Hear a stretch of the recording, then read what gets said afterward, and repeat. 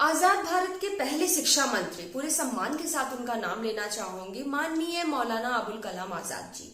जी हाँ, बिल्कुल उनका नाम इसलिए ले रही हूँ क्योंकि आज है 11 नवंबर। इस दिन को बच्चों को पता होना चाहिए कि नेशनल एजुकेशन डे के रूप में, राष्ट्रीय शिक्षा दिवस के रूप में हम लोग हर साल सेलिब्रेट करते हैं, मनाते हैं, और जिसकी घोषणा सन 2008 में ही कर दी गई थी।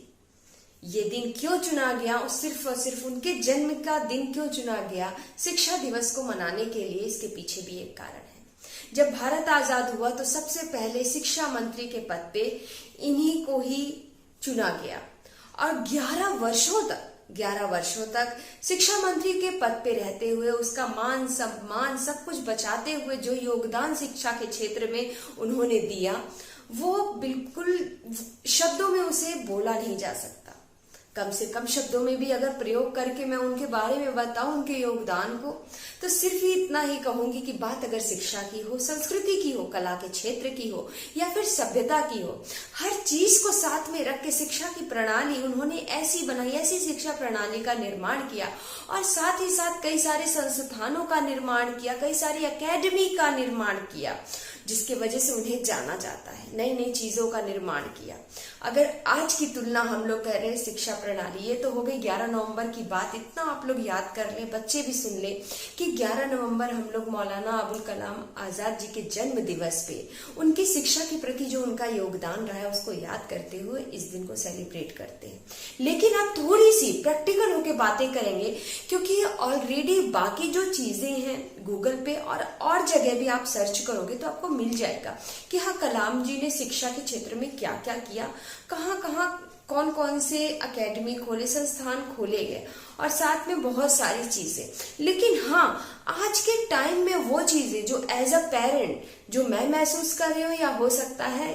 हो क्या सकता है बिल्कुल आप भी महसूस करते होंगे, या अपने आप के बारे में अगर हम सोचें या अपने बच्चों में उन चीजों को देखें तो जरूर बात करूंगी। बात करें अगर महाभारत की, तब के टाइम की, जब द्रोणाचार्य ने अर्जुन, भीम, नकुल, सहदेव और युधिष्ठिर, हर किसी को, सबके गुरु एक ही थे, द्रोणाचार्य जी, और उन्होंने शिक्षा दी। हर किसी की विद्या अलग अलग थी, चाहे अर्जुन हो गए, चाहे भीम हो गए, नकुल, सहदेव, सबका मैं नाम ले रही हूँ, पांचों लोग का। तो हर कोई अपनी अपनी शिक्षा में, अपनी अपनी विद्या में पारंगत थे, निपुण थे। तो कुछ तो हम पुराने से सीख सकते हैं कि हाँ, पहले के गुरु कैसे थे, पहले कैसी शिक्षा प्रणाली क्या थी।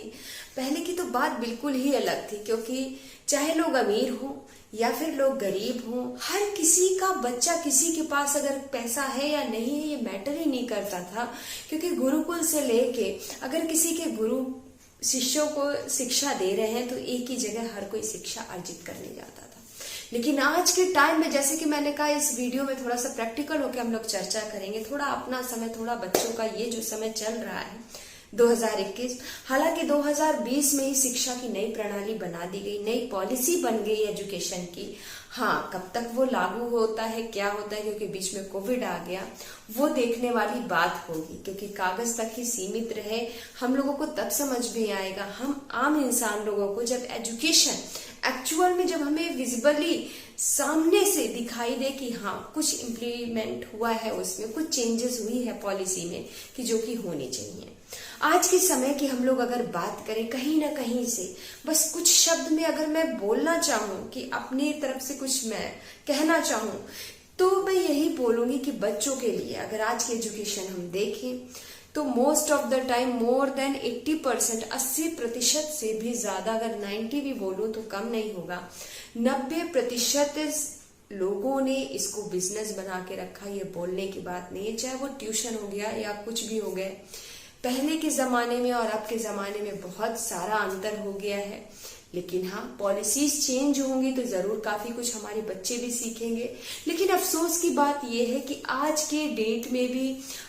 एक शहर में, जैसे कि जिस सिटी में मैं रह रही हूँ या आप जिस सिटी में रह रहे हैं, आप देखेंगे, ऑब्जर्व करेंगे एजुकेशन के बारे में, तो आपको हर 10 कदम पे आपको बच्चों के स्कूल, बाकी जितनी भी एजुकेशन के कोचिंग सेंटर, सब कुछ दिखाई देंगे। लेकिन फिर भी उस पढ़ाई की, उस शिक्षा के क्षेत्र में आपका बच्चा कहाँ खड़ा है, उस चीज को शायद आप महसूस करते हैं पेरेंट्स देखते हैं तो कहीं ना कहीं से कुछ कमी नहीं, बहुत सारी कमियां नजर में आएंगी। सिर्फ यही लगता है कि हम फीस दे रहे हैं, हमारे बच्चे क्या कर रहे हैं, और हम हर घर में एक सुबह से सिर्फ एक तो जरूर होता होगा, कम से कम 10 बार तो मम्मी लोग जरूर बोलती होंगी, जैसे कि मैं भी बोलती ही हूँ, अभी कम को निकल ही जाता है कि हाँ स्टडी का टाइम हो गया, या फिर पढ़ो पढ़ो जैसी लगी रहती है। और माइंड में एक कॉन्सेप्ट बना हुआ है कि हाँ पढ़ना है लिखना है, पढ़ेंगे नहीं तो कैसे होगा, परसेंटेज अच्छा लाना है, एक जॉब चाहिए, जॉब की सिक्योरिटी चाहिए हमको फॉर द फ्यूचर, वरना कैसे आगे सब कुछ चलेगा। लेकिन हाँ मुझे लगता है कि कहीं ना कहीं बच्चों के माइंड में जैसे चीजें चेंज हो रही हैं, तो कहीं ना कहीं से उन्हें ये भी सिखाना है कि उनका कहीं ना कहीं से क्रिएटिव होना, उन्हें क्या पसंद है, कुछ इनोवेटिव कुछ ऐसा करना। जैसे कि न्यूटन की यहाँ पे छोटी सी बात बताऊंगी, जो एप्पल वाला सेब का जो कहानी है, जिसे मनगढ़ंत भी बोला गया है कि न्यूटन ने वो सिर्फ समझाने के लिए वो बाद में ऐसी कहानी बना दी कि हाँ वो पेड़ के पास बैठे थे और उनके सिर पे एक सेब आके गिरा और वो सोचने लगे कि हाँ ये सेब सीधा ही क्यों गिरा, क्यों हवा में इधर उधर गिरने के बाद नहीं गया। और उसके बाद उन्होंने वो जो सिद्धांत लेके आए गुरुत्वाकर्षण का और गति का, जिसे हमने आपने पढ़ा, और उसके बाद पूरी दुनिया उन्हें आज जानती है न्यूटन के नाम से, खाली नाम लेने का है। तो इस तरह से बहुत सारे ऐसे इतिहास में मैं बोलूंगी तो नाम खुलेंगे, लेकिन यही बोलना चाहूंगी इस वीडियो के जरिए कि हम लोग अगर ऑब्जर्व करेंगे तो हमारे सामने बहुत सारे एग्जाम्पल ऐसे खड़े हो जाएंगे कि बहुत से लोग डिग्रियां होने के बाद भी उनके पास जॉब की सिक्योरिटी नहीं है, उनके पास मार्क्स अच्छे हैं, या फिर उन्होंने ये जो हम लोग 3 साल ग्रेजुएशन करने में लगा देते हैं, आफ्टर दैट 2 साल का जो पीजी हम लोग पोस्ट ग्रेजुएशन करते हैं, उसके बाद पीएचडी हो गया, या फिर जिसको इंजीनियरिंग करना है या जो टेक्निकल एजुकेशन में है, आज भी हर शहर के हर कोने में बेरोजगारी आज भी है। तो कहीं ना कहीं से उन चीजों को ध्यान में रख के, और बात अगर करें अंबानी जी के खानदान की पूरी, या उस तरह के बहुत ऐसे एग्जाम्पल आपको मिलेंगे, या सबसे एक मोटिवेशनल स्पीकर का यहाँ पे नाम लूंगी, संदीप माहेश्वरी जी। वो लोग जो उनके साथ काम में उनके साथ जुड़े हुए हैं, फोटोग्राफी से लेके जो उनकी साइट है, बाकी सारी भी चीजें, ये खुद उन्होंने एक्सेप्ट किया है कि हाँ उन्होंने कोई कोर्स नहीं किया है, जो भी सिखाया है संदीप जी ने खुद सिखाया है। और आज की डेट में वो हर चीज, इसकी जो फोटोग्राफी की जो स्किल है वो बखूबी जानते हैं, बिल्कुल उसमें पारंगत है, भली भांति जानते हैं। उसके लिए उन्होंने अलग से कहीं कोर्स नहीं लिया, कहीं कोई फी नहीं दी। तो कहने का मतलब ये छोटी छोटी चीजें जो हमारे इर्द गिर्द है, जिससे ये साबित होता है कि हाँ अगर आप मार्क्स अच्छा ले आते हो तो भी ऐसा कहीं सेफ्टी सिक्योरिटी नहीं है जॉब को लेके कि आपको जॉब मिल ही जाएगी अगर आप 99 लाते हो, क्योंकि दौड़ तो यही मची पड़ी है। जब तक बच्चे 5 क्लास भी नहीं निकलते तो हम यही कहते हैं कि परसेंटेज लाना है, 99 लाना है, 98 लाना है, आईसीएसई बोर्ड में इतना लाना ही पड़ेगा, है ना।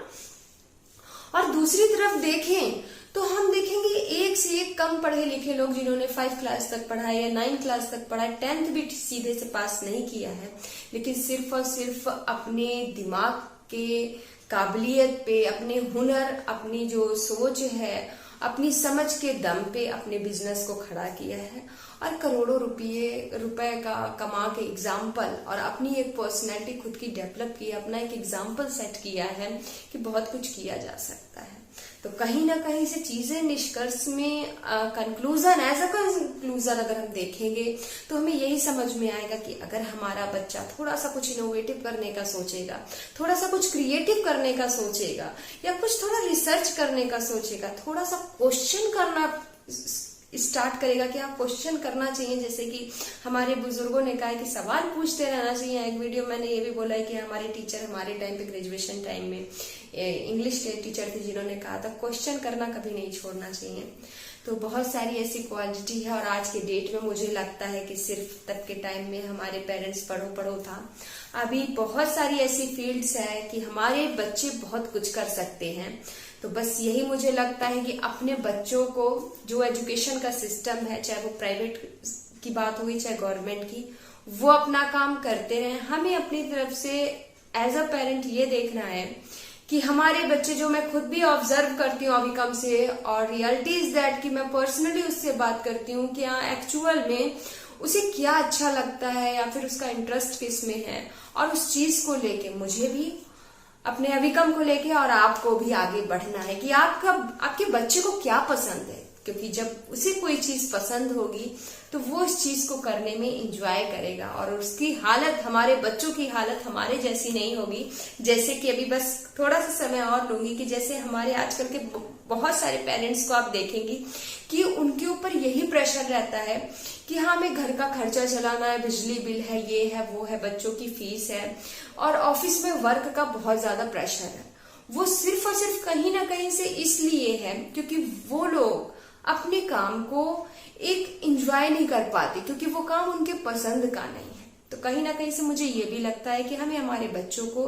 एक ऐसे प्रोफेशन में देना है कि आने वाले समय में अगर वो अपने पैर पे खड़े हो तो वो काम उनके पसंद का हो, चाहे वो स्पोर्ट्स हो, चाहे वो एजुकेशन, कोई भी चीज, किसी भी मैं फील्ड की बात कर रही हूँ, कला के क्षेत्र में, संस्कृति के क्षेत्र में। जैसा कि मैंने कहा कि कलाम जी ने तब के टाइम में ही हर चीज को वैल्यू किया, चाहे वो संस्कृति थी या कला थी, हर चीज को वैल्यू करके उन्होंने बहुत सारे संस्थानों का निर्माण किया, जिसके बारे में आपको पता होगा अगर आपने देखा हो या पढ़ा हो या सुना हो। तो वही चीज कहीं ना कहीं से अब हमें हमारे बच्चों के साथ कुछ ऐसा करना है, बीइंग अ पेरेंट, कि बच्चे हमारे क्या पसंद करते हैं और उनमें कौन सी ऐसी स्किल है, उन्हें क्या अच्छा लगता है, ताकि भविष्य में वो अपने मन पसंद का कुछ ऐसा कर पाए कि जहां 6 घंटे या 8 घंटे का काम करने के बाद समय कम पड़ जाए, लेकिन वो उनकी हालत आज के टाइम के पेरेंट्स जैसी नहीं हो कि जब थके हारे ऑफिस से लौटे और हालत बिल्कुल बैंड बजी हुई होती है। ये आप भी मानते हैं कहीं ना कहीं से कि प्रेशर रहता है काम का। तो यही छोटी मोटी चीजें हैं, एजुकेशन से रिलेट करके बहुत कुछ बोलना है। आगे और वीडियो बनेंगे तो उसमें जरूर शेयर करूंगी। फिलहाल आज के इस वीडियो में इतना ही, और इस कामना के साथ इस वीडियो का एंड करूंगी कि 2020 में जो पॉलिसी बनी, न्यू एजुकेशन पॉलिसी जो बनी है, अगर उस पर अमल किया जाए और जितने जल्दी वो लागू हो जाए तो हमारे बच्चों के लिए, और स्पेशली जो ग्रामीण क्षेत्र है जहां अक्सर बच्चे सरकारी स्कूल में ही जाते हैं, उनके लिए एक बहुत बड़ा सपोर्ट होगा। और ये भी कामना करूंगी कि जो प्राइवेट स्कूल खुल रहे हैं उसमें ये जो चल रही है सारी चीजें, ज्यादा से ज्यादा बच्चों के रिसर्च करने पे और उनके अंदर जो काबिलियत है, जो स्किल है, उस चीज को निखारने के लिए ज्यादा से ज्यादा काम किया जाए। ये जो रेशियो है जिसमें हम अगर आज के डेट में देखें कि मोर देन 80% थियरी रहती है और 20% से प्रैक्टिकल चीजें कराई जाती हैं, तो ये रेशियो मुझे लगता है कि थोड़ा सा यहाँ पे डिफरेंस आना चाहिए कि जो थियरी की चीजें हैं उसका थोड़ा सा परसेंटेज कम करना चाहिए, और जो रिसर्च है या जो प्रैक्टिकल बेसिस पे जो चीजें कराई जाती हैं वो थोड़ा इंक्रीज होना चाहिए कहीं ना कहीं से। तो जरूर थोड़ा सा कुछ इनोवेटिव सोचना पड़ेगा, करना पड़ेगा, थोड़ा सा एजुकेशन की जो पॉलिसी है उसमें चेंजेस लाना पड़ेगा, थोड़ा सा हम आप पेरेंट्स को चेंज करना पड़ेगा अपने बच्चों के साथ, तो शायद कुछ हो सकता है। वरना वही है कि एजुकेशन पढ़ते जाओ, टीचर पे अलग प्रेशर बना हुआ है कि ये पोर्शन है, ये सिलेबस है, हाफ ईयरली तक इतना कंप्लीट करवाना है या इस सेमेस्टर में ये कंप्लीट कराना है।